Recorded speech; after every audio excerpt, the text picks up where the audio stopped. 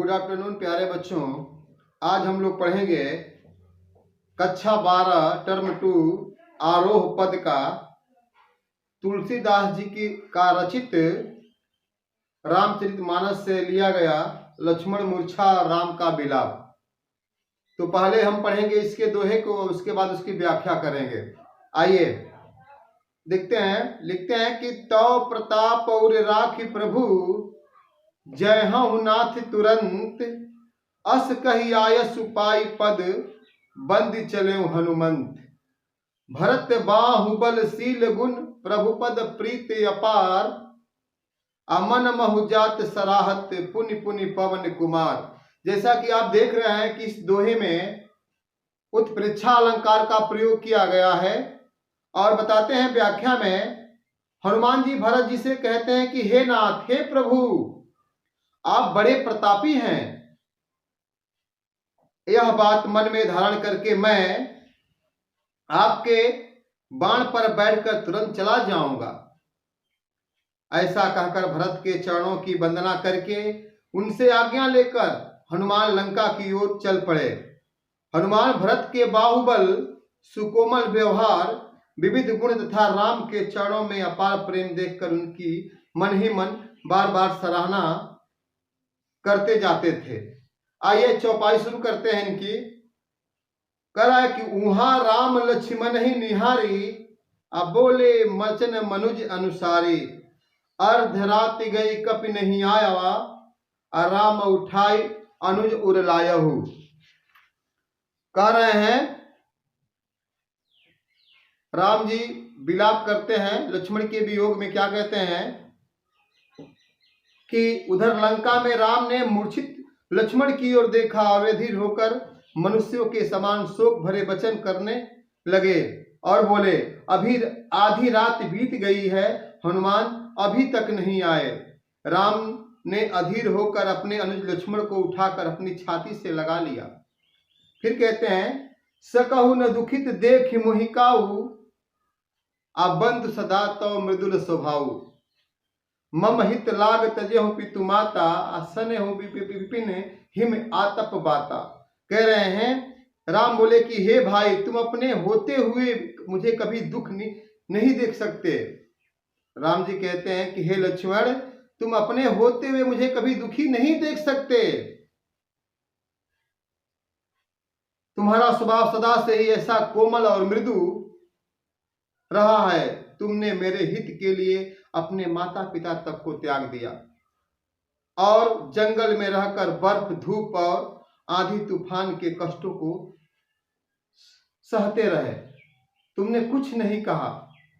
आज दूसरे चौपाई के माध्यम से कहते हैं, सो अनुराग कहाँ अब भाई, उठौ न सुनि मम बच बिचकाई, जो जनते हो मनु बंधु बिछोहु, पितु बचन मनते हो नहीं एहु, सुत बित नारी भवन परिवारा, होई जाहि जग बारहि बारा, अस विचार जिय जागहु ताता, मिलहि न जगत सहोदर भ्राता।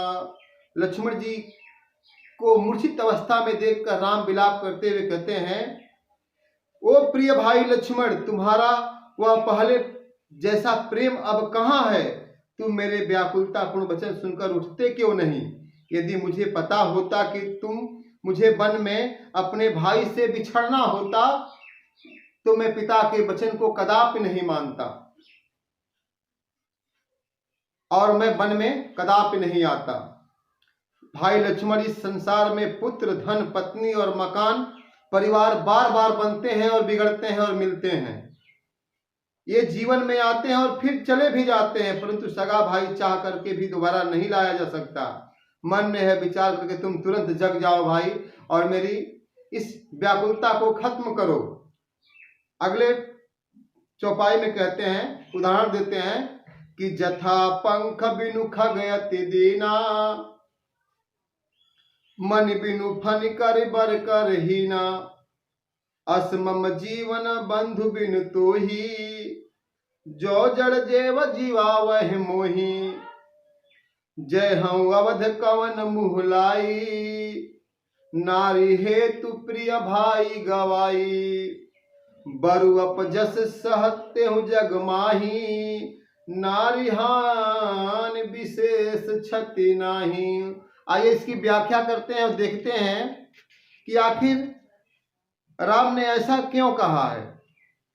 हे लक्ष्मण मेरे भाई, जिस प्रकार पंछी पंखों के बिना दीनहीन हो जाता है, जैसे मणि के बिना सांप और सूंड के बिना हाथी की दुर्दशा होती है, वैसे यदि दुर्भाग्य से कठोर पूर्वक तुम मुझे तुम्हारे बिना जीवित रहना तो मेरे जीवन की दशा भी ऐसी ही होगी। हे प्रिय भाई, मैं अयोध्या में कौन सा मोह लेकर जाऊंगा। लोग कहेंगे कि देखो इसने अपनी पत्नी के खातिर अपने भाई की जान ले ली। मैं नारी को खोने का अपयश तो फिर भी सह लूंगा। लोगों के कहने कि इस कायर की पत्नी को रावण ने छीन लिया, क्योंकि इस विशेष परिस्थिति में भी पत्नी की हानि उतनी बड़ी हानि नहीं है जितनी है कि भाई को खोना होता है। आइए आगे बढ़ते हैं और फिर कह रहे हैं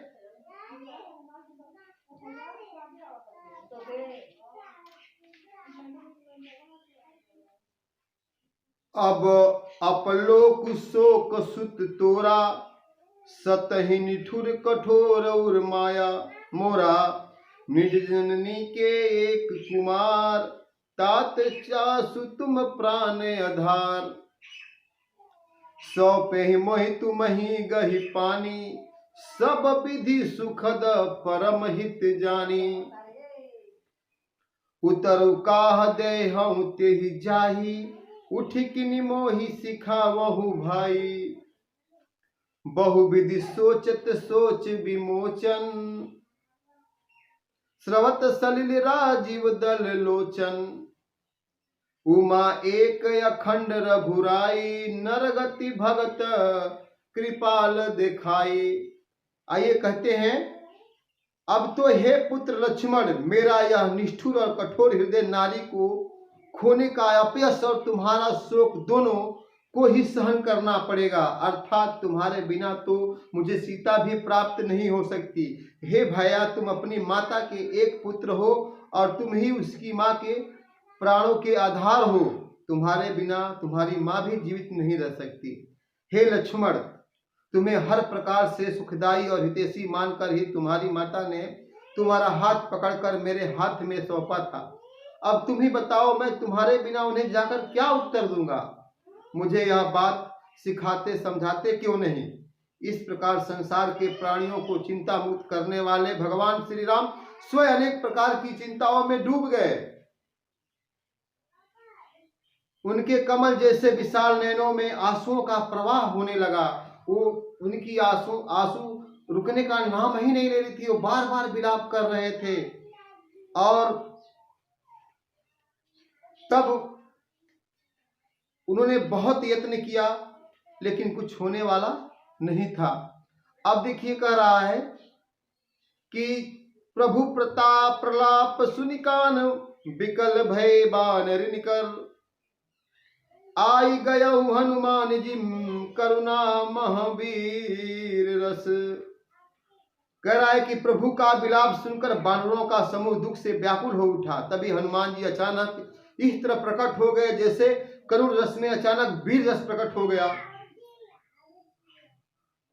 आशा यह है कि हनुमान के आने से शोक का वातावरण वीरता से ओतप्रोत हो गया। जहां भी शोक था वहां हनुमान जी के आगमन से सारे लोगों में एक प्रकार की उत्साह दिखने लगा। सभी लोग सोचने लगे कि अब लक्ष्मण भैया की जान बच सकती है। आइए देखते हैं आगे।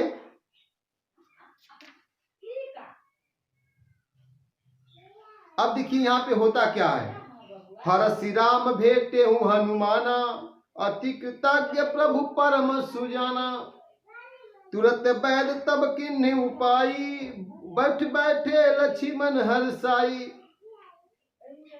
अब खुश होकर के श्री रामचंद्र जी लक्ष्मण को गले लगा लिए और वो उस समय का जो वातावरण था एक अजीब स्थिति में था।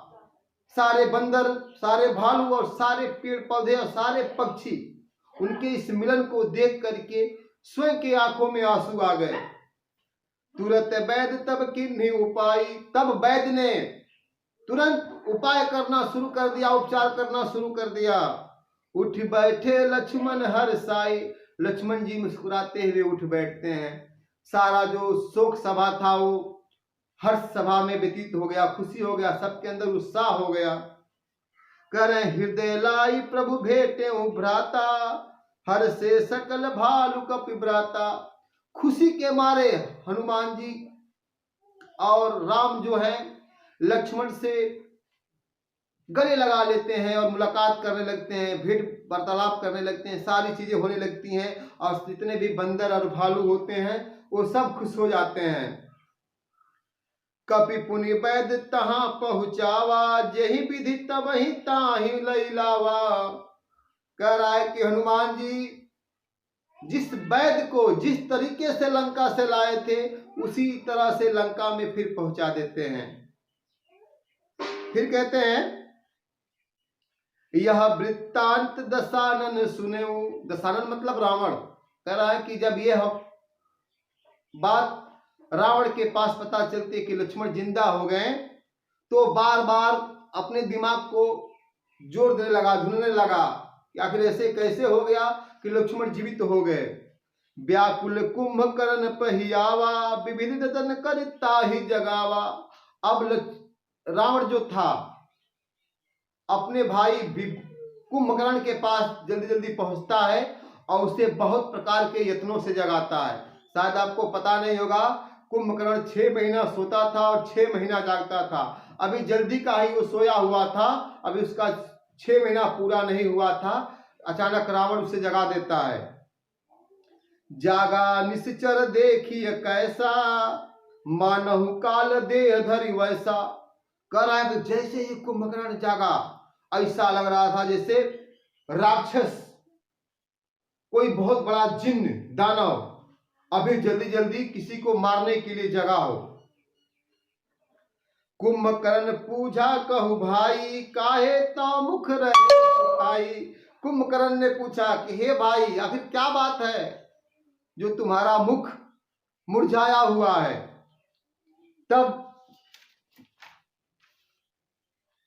अंतिम वाले में कह रहा है कि कथा कही सब तेहि अभिमानी, जेहि प्रकार सीता हरियाणी।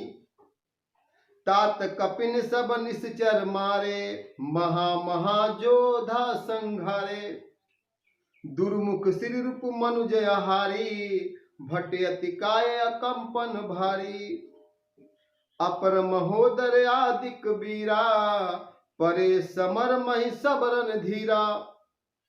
कह रहा है कि तब रावण ने अभिमान के साथ वह सारी कहानी बताई कि कैसे वो सीता का अपहरण किया और उसने कहा कि भाई कुंभकर्ण, रामचंद्र के बानरों ने कई राक्षस मार डाले, उन्होंने बड़े बड़े योद्धाओं का संहार कर डाला, जैसे दुर्मुख, नरांतक, महायोद्धा, अतिकाय, भारी भरकम, अकंपन और महोदर आदि अन्य वीर रणयुद्ध भूमि में मारे गए।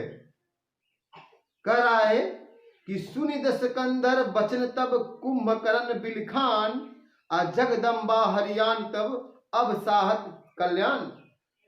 कुंभकर्ण ने रावण को समझाया कि हे रावण, हे दुष्ट, तू जगत जननी सीता का अपहरण करके अब कल्याण चाहता है। ऐसा कभी भी संभव नहीं है।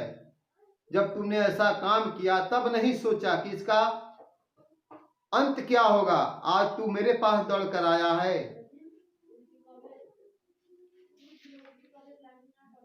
तो ये था तुलसीदास रामचरितमानस से लिया गया लक्ष्मण मूर्छा और राम का विलाप का दोहा चौपाई और साथ में उसकी व्याख्या।